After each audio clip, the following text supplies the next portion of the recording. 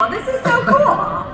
I'm sorry, I'm under the jaded bone in my body. We're all hanging out here, so we might as well have the best time ever, become best friends, and like crush this. So let's do this. And that's why we invited you to kick off our final session of NRF 2024. And what a way to end the day. So excited for you to be here, Drew. So excited for you to be here, Shay. We want to hear all about your fabulous new line. But before I get into that, Drew, you are a very accomplished actress. Thank you. You're a talk show host, you're a mom, you're an author, you do it all. But now you've started this brand. Yes. So tell us a little bit about where did you get this idea? Why did you want to do this? Well, when I had my kids, are there any parents in the house? Raise your hand if you're a parent. Shay is a parent. I think that's probably the most transforming time of your life. And when I had kids, I didn't want to go play other characters. I thought that the most important place for me to be was at home with my kids, being their mom. So I didn't exactly know where to go with my life. I had worked as an actor. I'd become a producer at 19 with Flower Films. I had become a director, and I really thought that was my plan for my professional life, and then my personal life took over. And so I started building brands, and all of that experience, I think it's important to know that not every single one is going to work, but every single one is going to teach you something. So I had 10 years of branding experience when I met my partner, who is the most wonderful partner you could ever imagine having. Because have you guys ever had partners that you all have a great intention and a great rapport, but the execution isn't the way you want it to be, or you're struggling together? Our ideal is to meet a partner who you have your dreams, you make them, and you continue to move forward, and you don't let each other down. That is an ideal partnership. Also one that's honest, and you go through tough stuff, and you know what's important and what's real and what's not, but that you keep your promise to people. That to me in Flower Films at 19 was a lesson I learned and I never lost sight of. So I had experience going into it, which I think helped me, but I think it was our intention and our mission on the brand that felt so aligned, that for me, this is the first brand I've been a part of in these last, it's actually been almost 13 years, Wow, that's okay. that really is working. That's great. In a different way than the others have. So every experience is not going to be something you brag about. Some are going to be really difficult, but they're always going to teach you building blocks and scaffolding to finding something that really might connect with you, connect with other people. And for me, I think whatever you're doing, I hope it's something that you really believe in and you want for your real life, so that you're not pandering to what others think, because if you keep it personal, you're going to work so much harder on it, and you're going to be able to put things into it that isn't pretend. It's so real when it really matters to you. So great. That's so inspired by that. So Shay, let's talk a little bit about you and Made by Gather. Let's tell the audience a little bit about Made by and this wonderful partnership that the two of you have created. So I started Made by Gather in 2003. I was just a kid then, and I always loved design. I always loved product. And I was kind of looking at the kitchen world, and everything just looked the same, right? All the toasters look the same, all the coffee makers look the same. And when you're young and fearless and you're not scared to fail, you just try. So I just tried and kept designing products, and over the years built a really nice business, but hadn't done anything really transformational like this. So then over that time and that experience and building a team and really getting good at execution and being able to deliver to your customer and high quality product. I got the chance to meet Drew, and it was just, you know, putting all this together with her vision and our trust and vibe with each other has made us A beautiful partnership. beautiful partnership. Beautiful partnership. Tell me a little bit about value and how consumers see value. And it's really hard to balance value and price and not suffering on the quality of the product. Yeah. So how do you both think about that as you start to address some of the products that you have in your line? Yeah, I mean, we love to call our products accessible premium because, you know, it needs to be affordable, but it needs to be expensive enough that you can put a lot of innovation and design in it and quality. So we're always trying to focus on making it accessible, but also bringing premium, and design is a huge part of what Drew and I do and her passion. So being able to put design into the product and make it affordable. It's like that sweet spot. I also think it's worth spending a lot of time really moving margins around and begging your manufacturers to say, look, I know how much this costs. I know you need a big order in order to make it work for you, but how can we move these numbers around? Because at the end of the day, I know everything out there that's niche and elevated and top of the line. And what I do from that is I put it in a funnel of inspiration, but it isn't how I live and shop. I don't always buy designer clothes. I look at design magazines, and when they say that console table is what it costs, I'm like, oh God, then it's not for me. But I still have all of that information of like what the best of the best are doing, and it goes into my creativity and my sort of wanting to be a keen eye. But the way I live is about accessibility, affordability, and like availability. And so if you can't find that thing or run into that store or now easily get it on .com, I'm so cognizant of the way that people live with their paychecks and their decision making and their prioritization of how it takes to live in this world, that I cannot ever make something that's high priced, but I'm so obsessed with what's beautiful out there that I want to make that. So it's about figuring out that balance, and ultimately the person who benefits the most at the end of the day is the consumer, but it has to be smart business because nobody's here to do favors. It's business.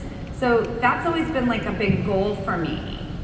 So this is a question for both of you. So you both put a lot of blood, sweat, and tears into making and creating this beautiful product. Consumers always at the focus of what you're doing there, but now you have to find a great partner to help you sell that product. And so as I think about the great partnership that you created and an exclusive partnership that you created with Walmart, tell me a little bit about what's selling there. And maybe Shay, you can take this. Give us an idea about your best-selling items, SKUs, because I'm sure everybody would love to really understand the balance of the assortment there. First, to touch on the partnership side, I think when you have a strategic partner like Walmart who was bought in from day one and all in, there's so much more potential that could be created. Like, they believed, I'll never forget the meeting we had with Russell Winters. Like, he was in the room in that moment the first time we showed up and said, we want this. It wasn't even our plan. We didn't even know that was going to happen. And he's still a huge supporter in helping us navigate and create ideas and opportunities. We went to Walmart first because we desire their partnership. I had a pre-existing relationship, and on a business level, they're the best retail partners due to accessibility, volume, everything. And we went in there going to them first because we felt a goal-oriented loyalty to see what we could do with them. And then it turned into what it did, an exclusive brand. Yeah. And so, like, there's my 3 favorite products, which are up there in the top sellers. I mean, the air fryer is bananas, you know? Like, We love that air fryer. I mean, we use it at home twice a day, 3 times a day, so the air fryer is amazing. We have a new product that just came out that is killing it, that I love, the Perfect Grind. It's a single-serve grind and brew coffee maker. It makes the most amazing cup of coffee, and it looks amazing as well. I don't know if it's showing up behind us or not, but it's beautiful. And then the Drew chair I mean, That's what I want to hear Yeah, about. So yeah. That's crazy. Tell us That's a about wild that. story. yeah. I want to relate to anyone who's had heartbreak in retail. When you put an abundance, like a Schmilkes level of stuff out there and you're just trying to figure out how to sell it all. We got some great advice on this chair, which was to make it a drop. Yeah. And, you know, that's exactly what it was. Now, some drops work, some don't, but this one did. And I think it was very helpful to us in our partnerships to gain that trust, that we could do these kinds of sellouts. Because we've all been where we've got all the merchandise and it's not moving. Like, we all know that feeling. This was such a refreshing blessing that this was the exact opposite. We just could not keep it in stock. And the intention behind this chair, like the air fryer, like the thing is, in my humble opinion, we don't need more stuff. There's so much out there. So what is your point of difference? I feel like the whole world needs a hug right now. I feel like we need to be enveloped and we need a safe space. And the chair was that to me. I think scale in furniture is a really unique point of view. Why is it different? Why does it function differently? A chair is not just a chair, and I'm like obsessed with the art of chairs. If you see those books or those posters of all the chairs throughout history, chairs are an art form in design. But this one just had this invitational wish to take care of people and be a different size and function and price point. It's made with boucle, which is a niche fabric sold at tremendously quadrupled amounts that we sell it for.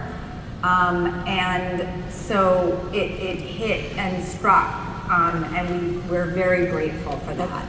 love that. So give the audience a sneak peek, something they can go home with that nobody else knows about. So tell us what's next on the line. Give us what are your most favorite things that's coming out. We have a new color that just dropped, Rosé, which she is like the magic creator of color. Thank you. And not just color, like really chic color that's elevated. So really excited about Rosé, and we have some other colors coming in the spring. So we try to use a mix of both product innovation as well as design and color to keep the customer excited and to keep them coming back. So I think color is going to be it's a big year for us in color. I'm excited to find a pink that doesn't have a lot of blue behind it, so it doesn't go. One thing I kept seeing in the kitchen was a lot of retro, but Shay and I coined a phrase that we really built the line and the brand on, which was soft future. How do we have like a gentleness and an elegance and a beauty behind it, but have it technologically advanced, because that's where we're at today. And so to me, I didn't think retro was where we were supposed to go. I thought it was forward that we were supposed to go. And we played out millennial pink, so like lavender has been one of our best sellers, because I thought, you know, we have to keep reimagining why we love color. And in color play, I think one of the best directions you can go is have that color be neutral, so that it goes with everything. Smart. So your partnership, I believe, is what makes this so exciting and so successful. So tell us, how did you create this partnership? Did you know each other before? Did you meet each other on a subway somewhere? Yeah. You want me to start? Yeah. You know, it really came down to this like instant trust and vibe that Drew and I had with each other. We met, we hit it off. She has tons of ideas. She's very creative. And she's very clear on her ideas. Like, she has a really strong point of view, which is what makes this special. And so Thank you for your patience with that. developing that trust with each other, and then I think what we've learned has made us a dynamic duo is that, you know, there are times where you look at your 20 years of experience and say, oh, you know, that didn't work 10 years ago, or that didn't work 5 years ago, so we're not going to try it again. But what we've really embraced is there are ideas that Drew has, like the sage. We launched with sage green, and in the history of home and kitchen, sage has never been a runaway hit color. But Drew felt really strongly about that color. Like she believed that in that moment, it was March of 21, that this was the color. And all my instincts were like, it's not gonna sell, it's not gonna sell. But I'm like, okay, Drew, I'm all in, like let's do it. And I'm gonna believe in your vision and your instinct, and we sold out in 72 hours. And so it's a lot of that, that balance between her instinct and then me kind of helping commercialize the ideas. Yeah. It's a miracle when you have a partner that believes in you. It's like how many of us have been in business feeling like we're going against a brick wall and we're just instinctual and we want to act on those instincts. But part of it, again, is going back to your own personal truth. What do I want? And for me, and the reason we came up with the name Beautiful is I just kept saying, you know, our home contributes so much to our mental state. Not only do you go out, or maybe you work from home, you work so hard. You have earned that space, and that space is supposed to be there to give back to you. And so many of the things that live on the outside in our eyesight at home are, the nicest way I can put it is industrial.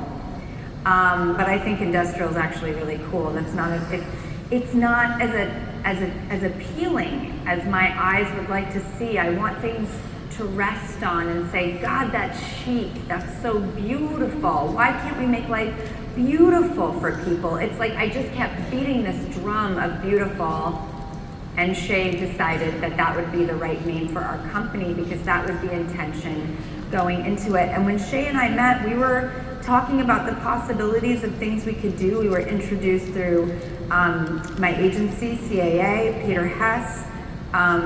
We ended up doing something very different than what we thought we would initially do. We thought we would maybe try a collab or experiment with some things, and we ended up building a brand together. I think our relationship started off with a ton of honesty, transparency, and candor about the things we had learned that had not personally made us happy in our lives. Human behavior, people we work with that made us go home at the end of the day not feeling great, not delivering on promises, quality of life, but that commitment of the work it takes to do this. That tireless, oh my God, I'm so exhausted, I want to pass out, but I'm going to find the energy to keep going. So we felt like so much of our life experience had led us to allow us to learn from not only our own mistakes, but other mistakes we had been in the middle of, and how not to repeat those patterns. And I do love that Shay goes and focus groups a lot of the ideas I have, and we get feedback from people that those are ideas other people want. It makes me feel good, like maybe I'm on the right track. It lets Shay do his due diligence to know maybe this is something worth trying. And there's a responsibility in our process, but there's also belief and faith. And I know everyone here wishes someone believed in them. It's so empowering. So I'm really lucky that I have that. So very true.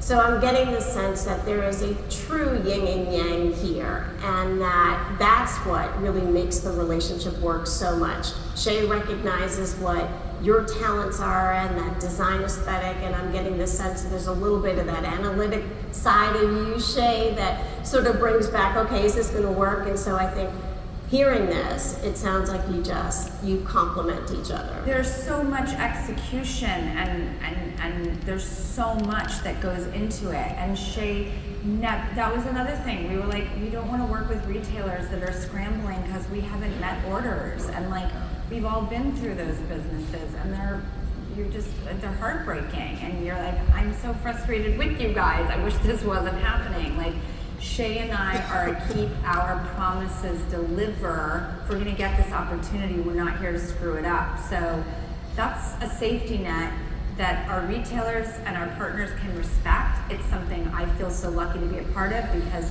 we've all been on those, other side of it. Oh God, we wish we had done those orders. Oh no, that thing's not ready. Look, things happen and you have to get through it together, but Shay is a not let you down kind of business partner, not only to me, but our retailers. So Shay, what kind of advice would you give to our audience as a business starting out today in retail? Yeah, I think to Drew's point about where we both were at, I think we were both ready to win, right? We both have this desire to be successful and win, and we had both gotten to this point where we knew we needed to follow our instincts. My instincts, her instincts, like as an entrepreneur, as a starter of a business, like you just get, a lot of people have a lot of advice for you, they have a lot of opinions, and a lot of times you change what you're doing because you think they're smarter or maybe they know something that I don't know. And so for Drew and I, we are both at a place in our lives where we just really believed in our own instincts and we trusted them, and we both trusted each other's instincts, and that created lightning in a bottle and keeps happening over and over again. So I think really trusting your instincts and not being afraid of everybody disagreeing with your idea or telling you that your idea is not great. Everybody may think it's a bad idea, it can still be the biggest hit ever. Right. Yeah. Agreed. So Drew, you do it all. You're an actor, you're a TV host, you're an author, you're a mom. Tell us, how do you get it all done? What inspires you? What keeps that creativity going? How do you I get cry your all the time. I do. If anyone in here feels like it is you're trying to hold water in your hands, that's what life feels